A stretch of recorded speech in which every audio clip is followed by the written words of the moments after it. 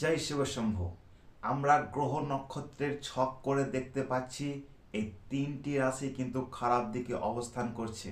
তো এই তিনটি রাশির মধ্যে যদি তোমার রাশি হয়ে থাকে তবে এর হাত থেকে বাঁচতে আমি একটা উপায় বলে দেব। অত ভয়ের কিছু নেই।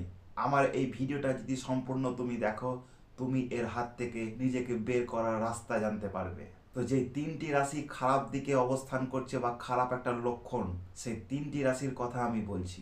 আমার এই চ্যানেলে যদি নতুন হয়ে থাকো, চ্যানেলটাকে সাবস্ক্রাইব করে নাও, কারণ আমি যা কিছু এই চ্যানেলে দিয়ে থাকি তা মানুষের ভালো কাজে লাগে। ভিডিওটা পুরো দেখার চেষ্টা করো, তবেই কিন্তু তুমি এর হাত থেকে পরিত্রাণ পাবে। তিনটি রাশি হচ্ছে মীন, মিথুন, বৃশ্চিক।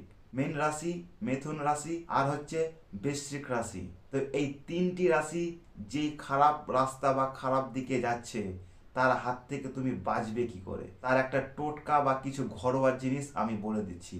আর যে কাজগুলো বলবো সেগুলো একটু মেনে চলো, তবেই কিন্তু তার হাত থেকে তুমি বাঁচতে পারবে। তো প্রথম উপায় যেটা হচ্ছে, তুমি রাতে ঘুমিয়ে গেলে সকালে উঠলে তোমাকে জামা কাপড় সব ছেড়ে ফেলতে হবে, কারণ সেইটা তোমার অপরিষ্কারে পরিণত হয়। তাই তুমি সেই জামা কাপড়গুলো ছেড়ে তুমি তোমার নিজের কাজে যাও। প্রত্যেকদিন সন্ধ্যাবেলা বাড়িতে একটা প্রদীপ জ্বালানোর ব্যবস্থা করো, আর সেই প্রদীপের মুখ যেন থাকে পূর্ব দিকে।